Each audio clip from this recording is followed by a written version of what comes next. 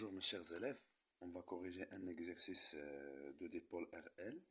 Bien sûr, si vous voyez, j'ai bien corrigé plusieurs exercices, que ce soit de dipôle RL ou bien de dipôle RC. Alors les exercices sont différents. Alors par exemple, cet exercice, il est travail ou bien il y a deux courbes, la courbe 2 et la courbe 1. On va essayer de faire. Bien sûr, si vous avez des questions, n'hésitez pas de me laisser des commentaires. Alors bien sûr, le circuit électrique il se compose d'un générateur de force électromotrice E égal à 10 volts, d'un interrupteur K, d'un conducteur ohmique de résistance grand R égale à 40 ohms, d'une bobine, d'une bobine d'inductance L et de résistance petit r. On ferme à T égale 0 l'interrupteur K. À l'aide, on peut suivre les deux tensions UR aux bornes de conducteur ohmique et UB aux bornes de, normalement ici c'est UR, ici c'est UB, aux bornes de la bobine. Bien sûr, comme vous voyez, alors choisir parmi les deux courbes, celle qui représente UR est justifiée. Alors qu'est-ce qu'on va faire s'il vous plaît pour répondre à la première question? Normalement ici on sait que la première question, on a UR à l'instant T égale à quoi? C'est R fois I à l'instant T. Donc on travaille toujours UR à l'instant 0, c'est R fois I0. Et I0 avec bien sûr E0 égale à 0 parce qu'on vient de fermer l'interrupteur K. Donc on aura donc, comme vous voyez ici, UR à l'instant 0 c'est 0. Et comme vous voyez ici, on a deux courbes. Une qui commence par 0 et une qui commence par 10. Donc la courbe qui commence par 0 c'est la courbe 2. Donc c'est la courbe 2 qui représente les variations de UR. Voilà la question déjà faite. Je reprends la courbe 2 qui représente la tension ou bien les variations de UR. Alors montrer que l'équation différentielle de UR s'écrit sur la forme suivante.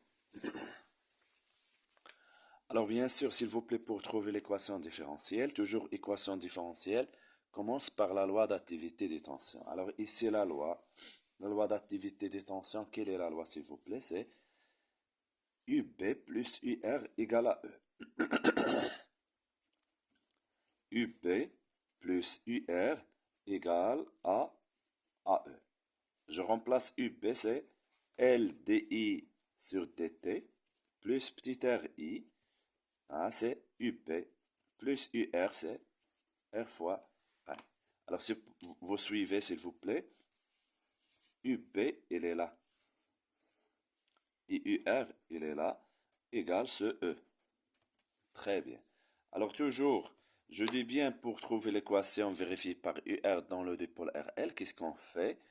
On trouve l'équation différentielle vérifiée par I, et après on va multiplier par R. Alors, bien sûr, entre ces deux, qu'est-ce qu'on va faire? On va factoriser par I. Donc, il va nous rester ici LDI sur DT plus facteur de I. Donc, on a grand R plus petit r égale à E. Est-ce que c'est clair? Et voilà l'équation vérifiée par I. Normalement, ici, on va diviser par R plus R, mais comme vous voyez, ils ont divisé ici par L. Donc, cette équation, qu'est-ce qu'on va faire pour trouver l'équation vérifiée par IR? On va diviser ici par L.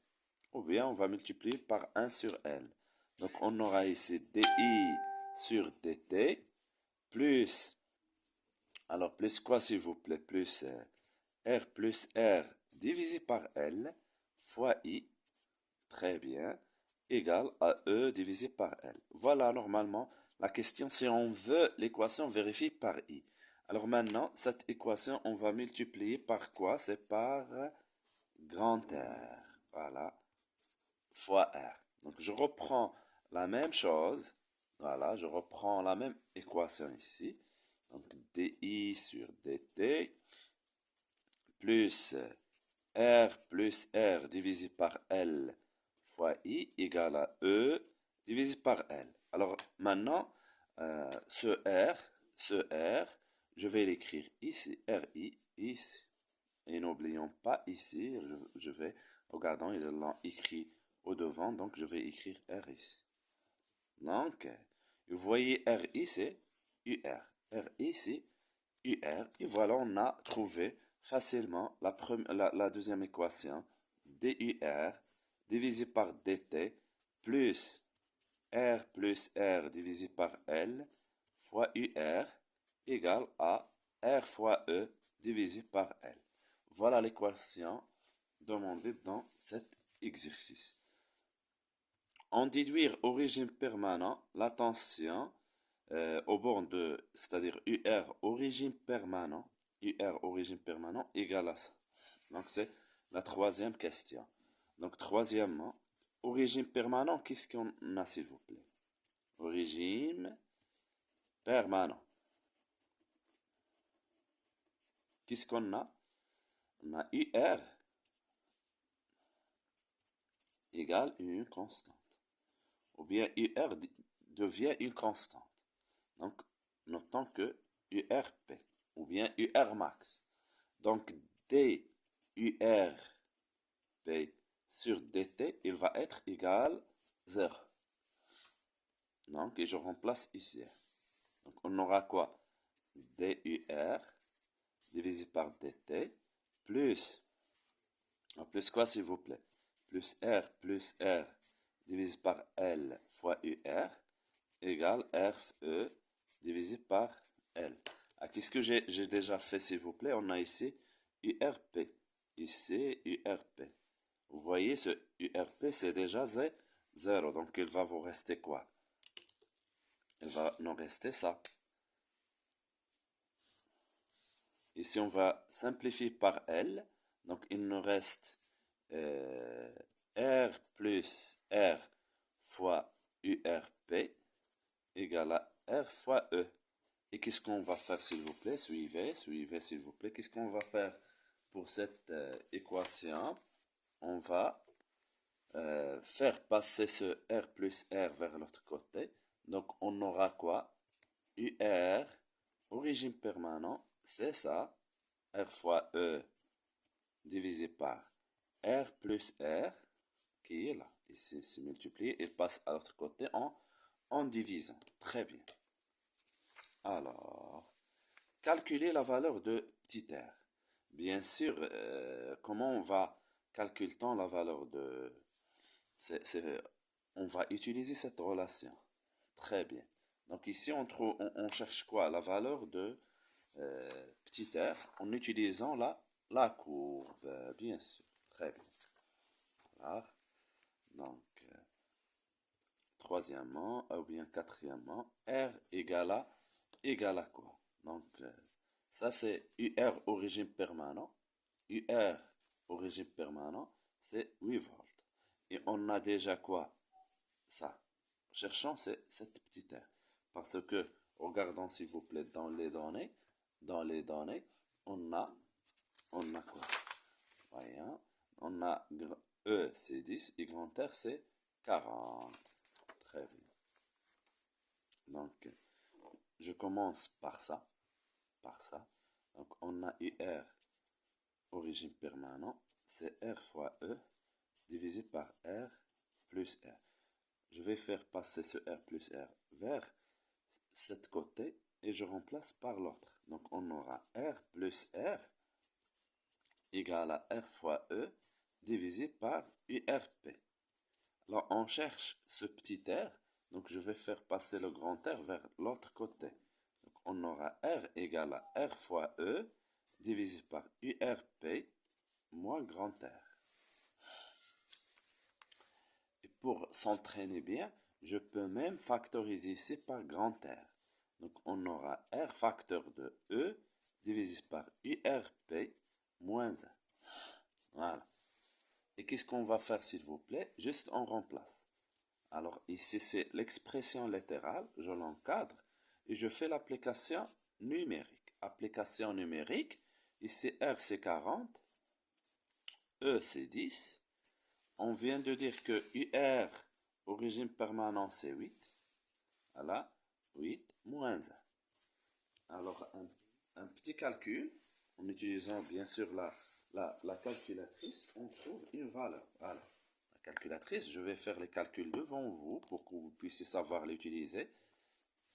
Donc ici c'est 40 fois, j'ouvre la parenthèse, vous voyez ici c'est 10 divisé par 8, le tout moins 1.